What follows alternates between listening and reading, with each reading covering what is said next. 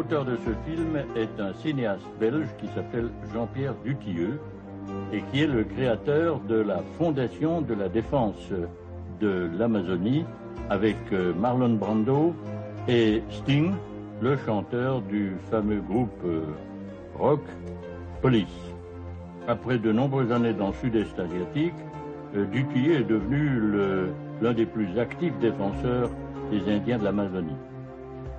La rencontre avec Raoni, qui est le chef de plusieurs tribus inconnues à l'époque d'Amazonie, est un véritable événement historique.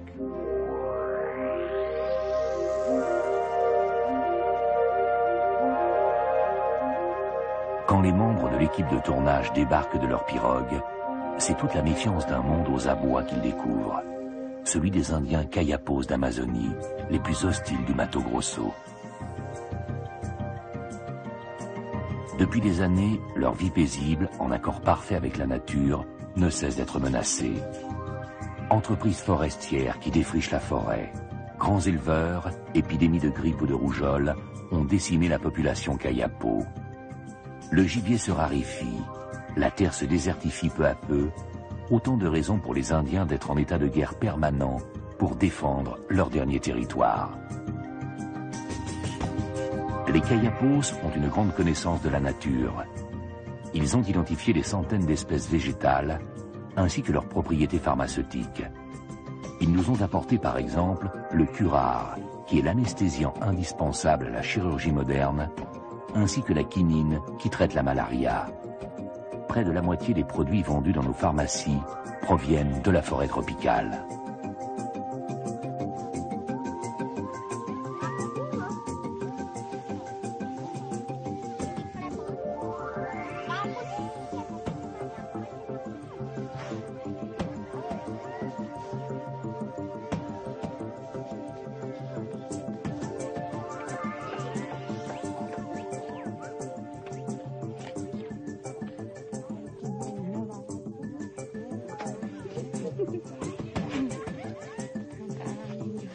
Chez les Indiens, le mode de vie est régulé par un maître mot, harmonie.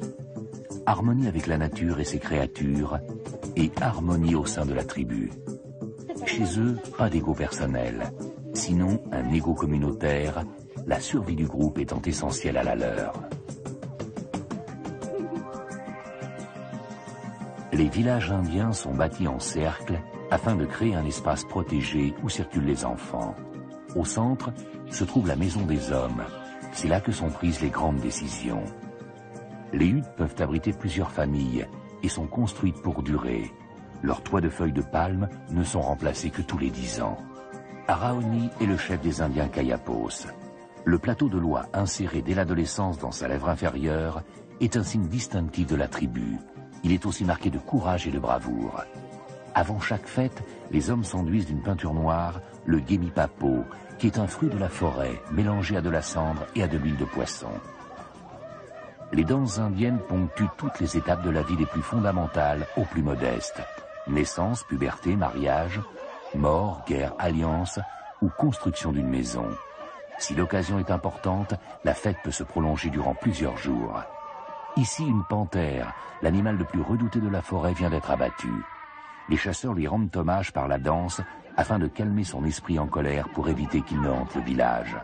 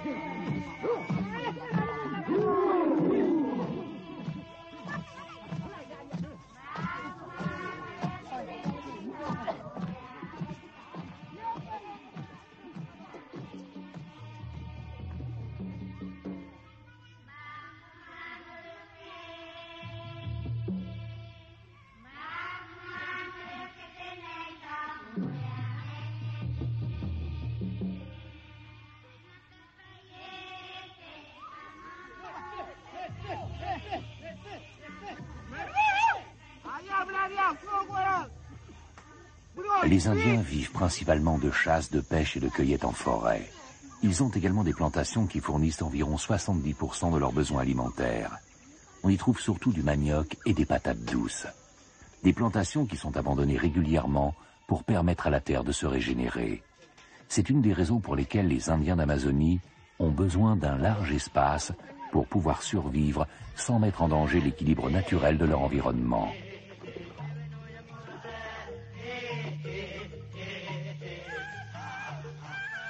Aujourd'hui, pour certains, la machette a remplacé la hache de pierre.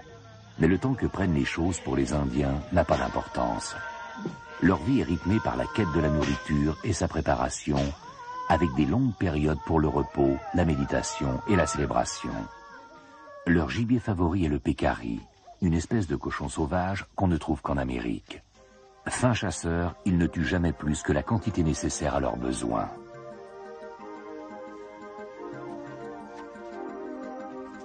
Gourmands aussi, les Indiens d'Amazonie raffolent du miel. Pour le recueillir, ils enfument d'abord la ruche pour en chasser les abeilles, puis la font tomber à terre. Heureusement pour leurs papilles, les Indiens sont pratiquement immunisés contre les piqûres d'abeilles.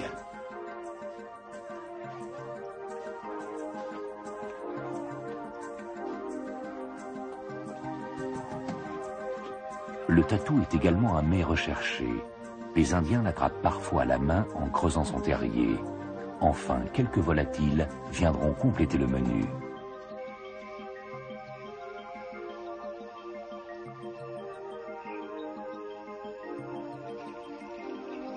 C'est de toute cette vie, de tout cet équilibre soigneusement préservé, que les descendants des conquistadors s'acharnent à vouloir priver les Indiens.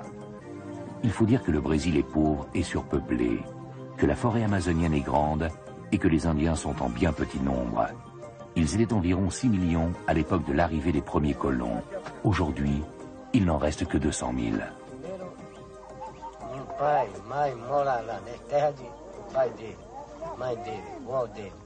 Então, ele segura a terra lá. Eu não quero sair para cá. Um fazendeiro vai entrar na terra nós lá. Chegamos lá numa aldeia meu. Eu vou brigar com o fazendeiro.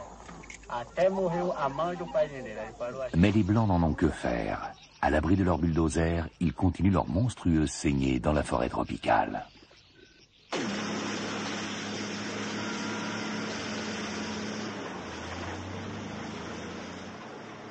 Une indifférence qui manque de coûter la vie à Jean-Pierre Dutilleux et à son équipe. Les Indiens du village ont été prévenus que les bulldozers approchaient. Un conseil de guerre improvisé est alors réuni, et une fraction de la tribu se prononce pour le massacre des Blancs du village. À leur tête, le chef de guerre, Mine.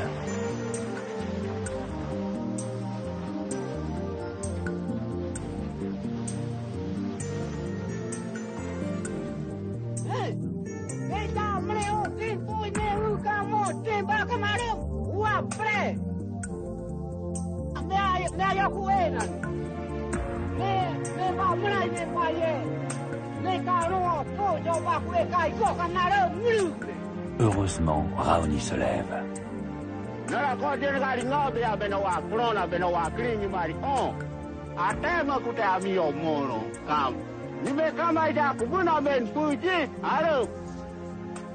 Não, eu queria conversar com o presidente Fonai para mim saber. La Fondation nationale de l'Indien est censée protéger leurs droits.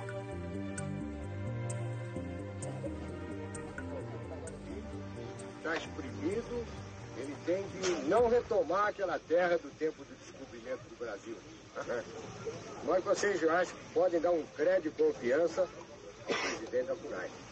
E nós vamos procurar resolver o problema de vocês. Des promesses, hélas, trop souvent répétées, trop souvent évaporées dans l'air tropical. La Fondation n'a pas autant de pouvoir ni de moyens qu'elle le souhaiterait. Jean-Pierre Dutilleux veut aider Raoni dans sa croisade pour la défense de son peuple. Raoni qui a compris que la meilleure arme n'est pas un arc et des flèches, mais l'ouverture au dialogue avec les Blancs, dans leur propre langue et sur leur propre territoire.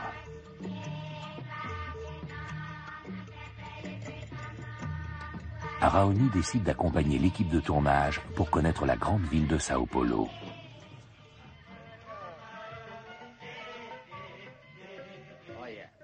esse amigo não acredita, não tinha nem cidade muito grande aqui no São Paulo, né? Ele não acredita, porque ele não conhece. Muito ano atrás, tinha só índio que morava aí no São Paulo, no Rio, Brasil também. Então, cara aí, ele é vendido outro lado para cá. Hoje não tem mais índio, não tem mais.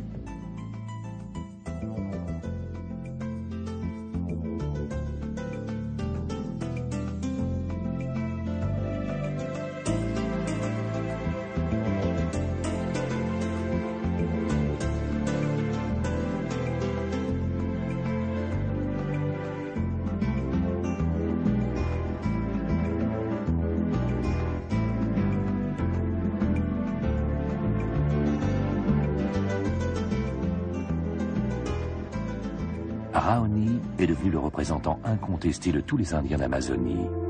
Il a porté leur parole aux 4 coins du monde, à travers 5 continents et 17 pays. Il a rencontré des chefs d'État sensibles à sa cause, notamment François Mitterrand et même le pape. Le monde des Indiens d'Amazonie est gravement menacé, et pour Raoni, la lutte continue jour après jour.